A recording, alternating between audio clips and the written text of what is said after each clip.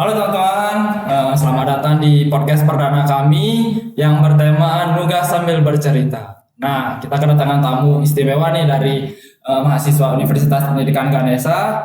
Mungkin yang pertama itu ada Gunawan, yang kedua itu ada Diari. Nah, Gunawan ini sebagai pakar teori dan Diari ini bertugas sebagai pakar solusi. Nah, oh ya, sebelum itu aku mau ada tema yang menurutku sangat penting atau sangat menarik lah gitu menurutku di kalangan para mahasiswa lah, yaitu the illusion of competence. Nah, khususnya itu di video tutorial. Aku ingin nanya pada Gunawan dan Dehari nih, menurut kalian tuh kayak the illusion of competence itu apa sih? Ya, ini aku jawabnya sambil nugas ya. Oh iya, Namanya kan boleh. nugas sambil bercerita ya. Nah, kita kan sambil ulangan kan Iya, juga. benar. Persiapan wasit Benar, lagi. Ini benar. masih saatnya juga. Sesuai tema lah ya. Jadi sebenarnya kalau aku dulu kali yang jawab ya, kalau Iya. secara sederhana ya, the illusion of competence itu kan kalau ditranslate ilusi kompetensi gitu. Betul, betul. Khususnya pada video tutorial. Nah ini sebenarnya kalau dalam pendidikan itu adalah sebuah fenomena atau sebuah kondisi Betul. yang dimana itu adalah seseorang itu ketika merasa dirinya paham, padahal sebenarnya dia pemahamannya masih belum cukup untuk diterapkan gitu. Sama tadi kan ditanya juga kenapa bisa terjadi gitu ya. Iya. Ini ada juga dari hasil-hasil riset saya gitu ya di pendidikan gitu. Kenapa illusion of competence itu terjadi pada video tutorial? Itu karena pertama, karena seseorang itu merasa dirinya sudah cukup hanya dari video tutorial aja gitu. Jadi dia sudah cukup karena menonton aja gitu. Padahal ya berdasarkan teori kognitif gitu, belajar itu nggak hanya bergantung pada menerima informasi aja, tapi proses mentalnya yang bagus harus gitu. Jadi bagaimana kita mengolah informasi dengan benar gitu dari informasi yang kita dapatkan gitu. Sedangkan pada video tutorial ini kan kita cenderung hanya melihat langkah-langkahnya aja ya, Betul. tanpa kita menerapkannya atau proses atau menguji pemahaman kita itu seperti apa gitu. Kemudian yang kedua itu karena informasi itu hanya tersimpan di short term memory, di memori jangka pendek kita gitu. Padahal berdasarkan teori pemrosesan informasi, informasi yang kita terima dari video itu kan biasanya memang benar gitu, masuk ke short term memory. Makanya kita perlu latihan, perlu self testing itu akan masuknya ke long term memory. Sedangkan pada tutorial itu seringnya orang hanya melihat aja udah cukup gitu. Terus kita nyoba sedikit udah jadi gitu, sesuai terus tanpa ada tantangan udah gitu. Itu yang menyebabkan ilusi kompetensi gitu. Kemudian yang ketiga ya, karena hanya mengikuti langkah tentunya. Jadi nggak ada tantangannya kan kalau hanya mengikuti langkah gitu. Tidak ada perkembangan dalam diri. Ya, nggak ada perkembangan jadinya otaknya kan. Kalau dalam taksonomi Bloom ya, itu ada namanya level. Biasanya orang-orang yang hanya belajar dari video tutorial tanpa menerapkannya itu masih pada tahap C1 dan C2, yaitu understanding dan remember. Itu tingkatan paling rendah sebenarnya. Untuk benar-benar sesuai atau kompeten biasanya di C4, 5, 6 analyze, apply itu mungkin bahkan meng-create itu baru. Itulah yang menyebabkan ilusi kompetensi gitu. Kemudian yang keempat ada karena seseorang yang belajar dari video tutorial itu cenderung pasif gitu. Jadi benar-benar nggak ada pemahaman langsung gitulah ya. Padahal dalam teori konstruktivisme belajar itu ditentukan sebagaimana kita pengalamannya. Jadi kita harus belajar dari pengalaman gitu. Sedangkan pada video tutorial ini kita nggak ada dong mengeksplor karena kita hanya menonton aja. Karena kebanyakan orang itu hanya menonton, mengaplikasikan tanpa ada tantangannya, hanya mengikuti langkah-langkahnya aja gitu kan. Dan yang kelima gitu ya, karena keberhasilan mengikuti tutorial itu memang merasa kita sendiri puas ya pasti kalau kita mengikuti tutorial. Tapi itu salah satu jebakan juga sebenarnya karena dalam teori behavioristik gitu ya, itu ada namanya stimulus dan respon. Memang video tutorial itu stimulusnya bagus gitu, ada instruksinya, hasil akhirnya bagus gitu. Tapi responnya yang harus benar, sedangkan pada video tutorial ini responnya belum tentu sesuai dengan pemahaman aslinya bagaimana kan. Itulah yang menyebabkan ilusi kompetensi itu. Kemudian yang terakhir ya, kalau biasanya ini saya terapkan di pendidikan sih ketika mengajar gitu. Ada namanya triples didaktik, yang dimana triples didaktik ini itu adalah 3 kutub. Yang pertama itu ada pemberi informasi, kalau dalam konteks ini adalah siapa namanya video tutorialnya, kalau di pendidikan guru kan. Kemudian ada peserta didik sebagai penerima informasi. Dan tengah-tengah ini yang perlu diperhatikan juga ilmu pengetahuan yang proses transfernya. Kalau pada video tutorial ini kan seringnya kita hanya melihat aja, interaksinya kurang kan. Kita belum nyoba kan, kita bosen juga kadang kan. Itu yang menyebabkan ilusi kompetensi juga gitu. Jadi proses transfer informasinya gitu sih kalau dari saya kali ya. Oke, nah apa yang akan saya katakan tadi itu saya sangat setuju sekali karena itu memang benar adanya.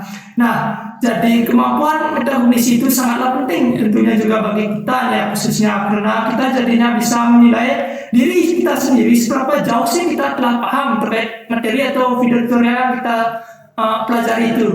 Iya, benar-benar yang dikatakan DAD tadi sebenarnya. Dan ini biasanya terjadi ketika seorang itu belajarnya secara pasif gitu ya. Terutama lewat media-media yang seperti video tutorial kan, itu informasinya instan gitu. Jadi ini akan bertolak belakang dengan dari saya ya, itu teori-teori belajar misalnya seperti konstruktif gitu, behavioristik, kognitif itu bertolak belakang jadinya. Dan biasanya ini efeknya akan cenderung informasi itu surface learning atau baru di permukaan aja tanpa masuk ke long. Jadinya karena surface learning kan ya, tersimpannya di short term memory, memori jangka pendek, bukan memori jangka panjang gitu kan. Itu sih. Dari pengertian kalian tuh kayak sudah menjelaskan lah delusi of competence itu apa. Ya.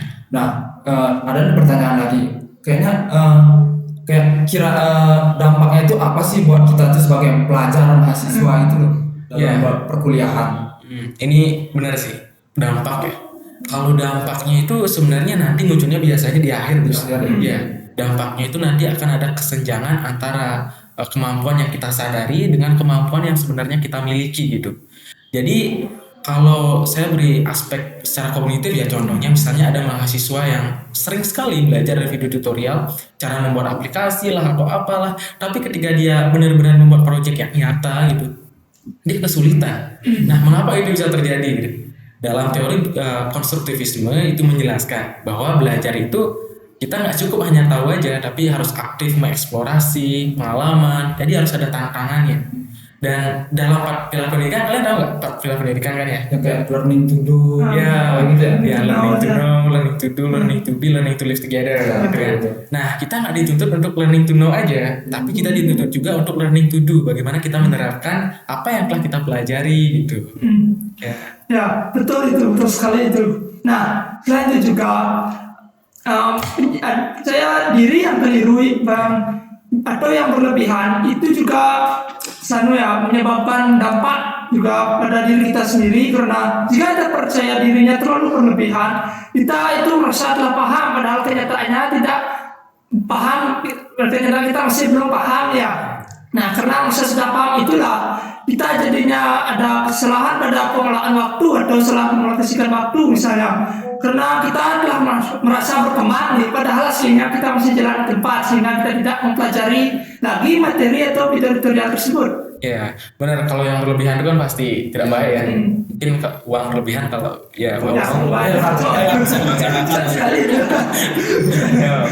ternyata itu ya sama diare itu terkadang tuh kayak hal-hal yang kita percaya diri atau berlebihan itu kadang-kadang mungkin tidak baik. Agak pengaruh buruk ya mungkin. Benar. Mungkin kita kan dari tadi kita sudah membahas tentang apa itu delusion of competence.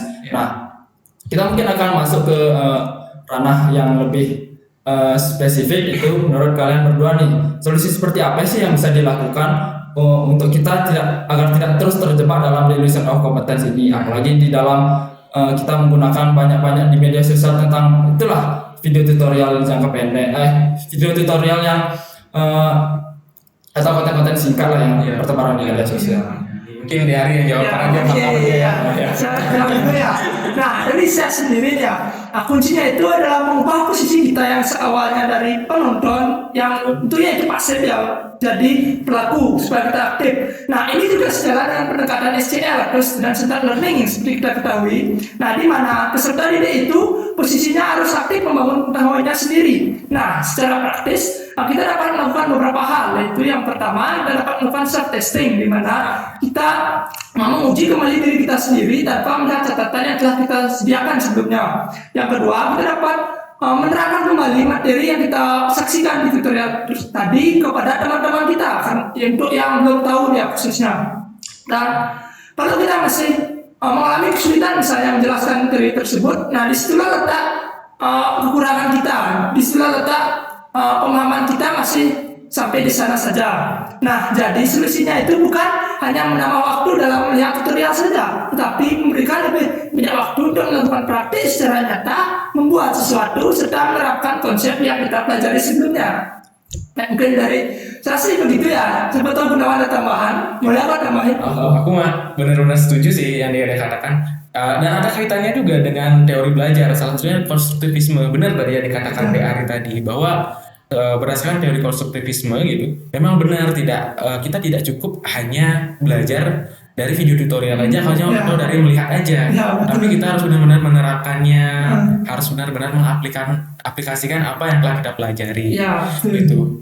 Nah, tadi saya dengar juga ya, ada namanya self testing gitu. Nah, kalau dalam pemrosesan informasi teorinya ini benar-benar bagus ini, karena dari yang awalnya mungkin seseorang tersebut tersimpan informasinya di short term memory gitu, akan beralih ke long term memory karena adanya self testing, tentunya jika dilakukan dengan benar ya, gitu. Ya, nah selain yang dikatakan tadi itu, ada juga cara efektif yang lainnya, yaitu dengan menggunakan metode belajar. Nah, di mana metode belajar yang efektif ini akan dapat mendorong kita untuk menghasilkan sesuatu, misalnya dengan pendekatan STEM atau PJBL, Project Based Learning. Nah, kita tidak hanya dituntut untuk pelajari teorinya saja, tapi kita juga dituntut untuk menggunakan teori tersebut untuk menyelesaikan sebuah masalah dan membuat sebuah produk yang baru. Oke. Nah, mungkin ada tambahan nih? Oke, benar lagi nih kayak katakan De Ari, nggak perlu debat lagi ya. Kan diskusi ya. Yang dikatakan De Ari benar, dan ini ada kaitannya dengan yang namanya deep learning. Kalau surface learning dia kan belajarnya dari permukaan aja tuh ya, nggak ada paksaan gitu.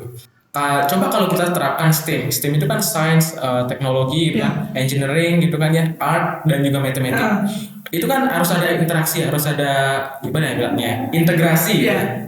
Itu dipaksa, jadinya harus benar-benar deep learning. Kemudian PJBL, gimana kita membuat sesuatu kalau kita nggak benar-benar paham. Itu bagus sekali kalau dalam deep learning gitu sih menurut saya. Oh, berarti kayak kunci utamanya untuk mengatasi delusion of competence ini caranya itu kayak kita harus lebih sering untuk mengevaluasi diri supaya kita tuh lebih tahu kalau misalnya itu kita sudah menguasai atau belumnya materi tersebut yang kita pelajari dari media sosial atau dari video-video tutorial tersebut, berarti kan? Ya, betul. Benar sekali itu. Benar sekali yang dikatakan oleh Abes tadi. Nah, kalau kita kaitkan ya dengan penggunaan teknologi kita sehari-hari ini, seperti yang sekarang yang beredar nih AI ya, kita kan buat dari semuanya dari AI nih tugas-tugas. Nah, kita juga perlu nih ya menggunakannya secara tepat nih. Nah, dalam konsep feedback sendiri nih ya, teknologi itu seharusnya menjadi alat untuk kita mendukung proses belajar, bukan menggantikan proses berpikir kita. Ya, betul. Nice. Nah, dari Gunawan mungkin ada tambahan? Iya. Kalau dari saya ya, itu sebenarnya bisa direfleksikan lewat assessment as learning kalau dari saya, dan metakognisi gitu ya. Jadi assessment as learning dan metakognisi ini sebenarnya adalah bagaimana kita merefleksikan bagaimana kemampuan atau proses belajar kita gitu, agar kita tahu bagaimana proses belajar kita sebelumnya, apakah pemahaman kita sudah bagus sebelum itu sih. Oh, mungkin kayak pembahasan kita tuh menurutku menarik banget kan. Kayak belajar tuh bukan hanya tentang relasi, tapi bagaimana kita tuh harus benar-benar mampu untuk memahami dan menerapkan apa yang sudah kita pelajari. Betul. Kayak sambil lugas kan ya. Kayak mungkin dari pembahasan kita tuh kayak aku dapat menyimpulkan nih kayak jadi pembahasan kita hari ini tuh tentang delusion of competence itu kayak kondisi kita ketika seseorang merasa sudah memahami, sebenarnya itu masih pemahaman itu masih dangkal atau masih berada di permukaan, karena belajar bukan hanya tentang merasa tahu saja benar. Tapi bagaimana kita mampu menjelaskan, menggunakan dan mengembangkan materi yang sudah kita pelajari. Nah, seperti itu sih yang kayak kesimpulan atau yang saya dapat tarik dari pembahasan kita kali ini. Mungkin kita sudah ada di penghujung acara nih. Kayak terima kasih Gunawan Jari sudah hadir ke podcast perdana saya hari ini. Terima kasih juga waktunya kami berdua ya. Saling tukar pikiran nih. Terus sambil diskusi sama podcast kadang lumayan seru ya. Iya, seru juga. Mungkin saya akan closing terlebih dahulu. Buat teman-teman, terima kasih sudah mau menonton dan mendengarkan diskusi kami. Mungkin kita akan bertemu di episode berikutnya. Sampai jumpa di episode berikutnya. Dadah.